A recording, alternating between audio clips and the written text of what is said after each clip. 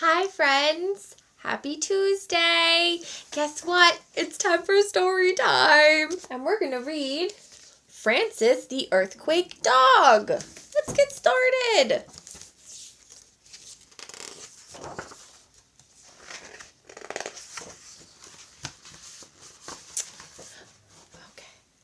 Edward raced up the steep San Francisco hill. Papa would be upset if he was late again.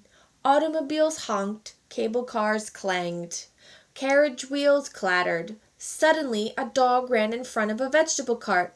The cart horse reared. The tomatoes, potatoes, and cabbages tumbled downhill.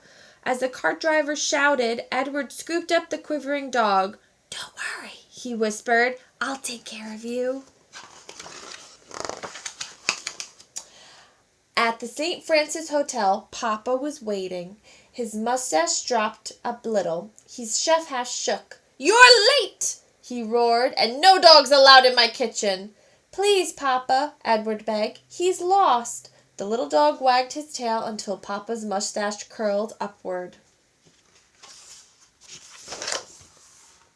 "Put him in the cellar. Hurry! You must set the tables. Tonight is the grand party for Enrico Caruso, the famous opera singer."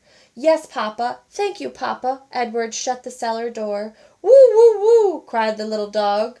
"Do I hear Enrico Caruso, the great opera singer?" the pastry cook teased.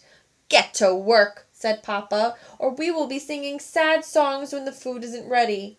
Edward washed his hands. Just as he was picking up a stack of china plates, the sauce chef opened the cellar door and the little dog raced out. "Stop!" Edward shouted. "Get the dog!"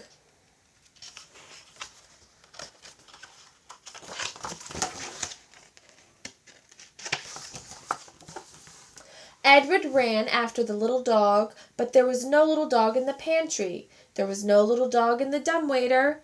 There was no little dog in the laundry room. Suddenly, a scream came from the lobby of the hotel. Edward ran faster. I wonder where the little dog went. "Who let the dog in here?" demanded the manager. His stiff collar stood at attention. "No dogs allowed in my hotel." Edward ducked behind a potted palm. His heart was racing. The little dog was in big trouble now. "Woof, woof, woof!" barked the little dog.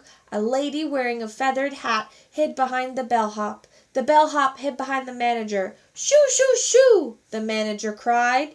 Edward reached for the little dog. The palm tipped over. "Look what you've done!" shouted the hotel manager. His face turned red as a raspberry.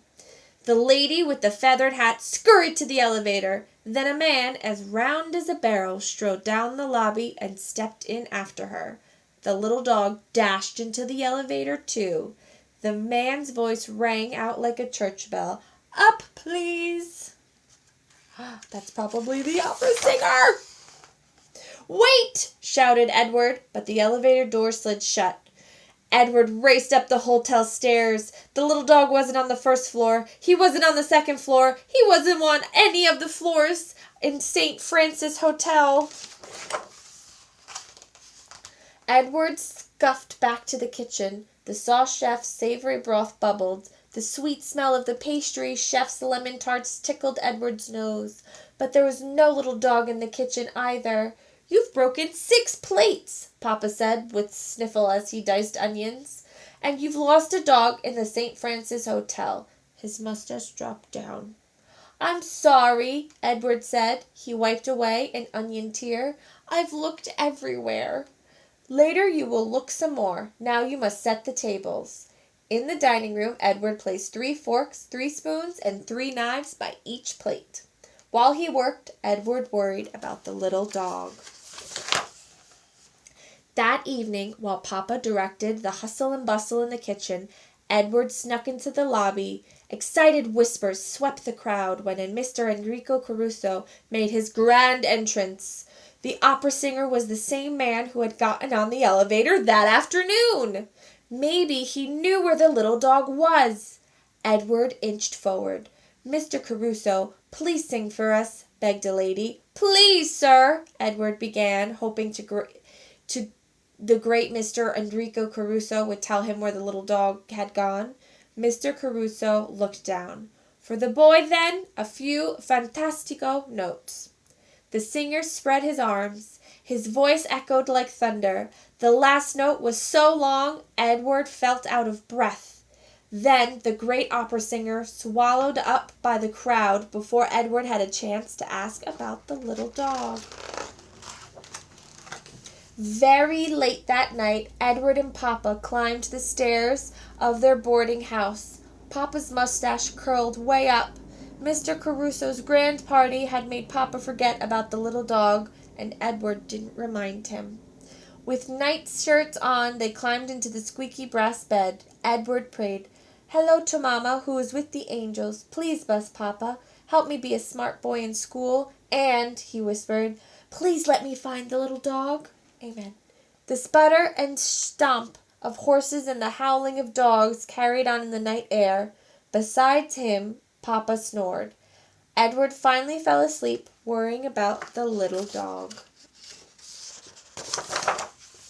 Suddenly, the big brass bed bounced and Papa and Edward tumbled out. The boarding house rocked like a boat in the ocean. "Don't be afraid," said Papa, hugging Edward. "I have you." "And I have you," said Edward, hugging Papa. The ground rumbled and the bed slid across the floor. When the shaking stopped, Papa grabbed Edward's hand and his chef's hat and then ran outside.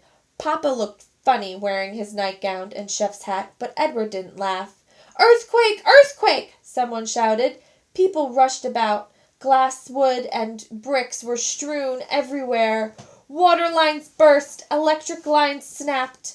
The smoky morning sky was awash in red as fires spread through San Francisco. It took Edward and Papa a long time to make their way safely to Golden Gate Park. Houses and buildings lay in crumbled heaps. Edward worried more than ever about the little dog. Days passed. Papa and Edward lived in an army tent. Edward carried buckets of water and Papa made earthquake stew and bonfire biscuits for hungry people who stood in long lines. Once Edward heard barking.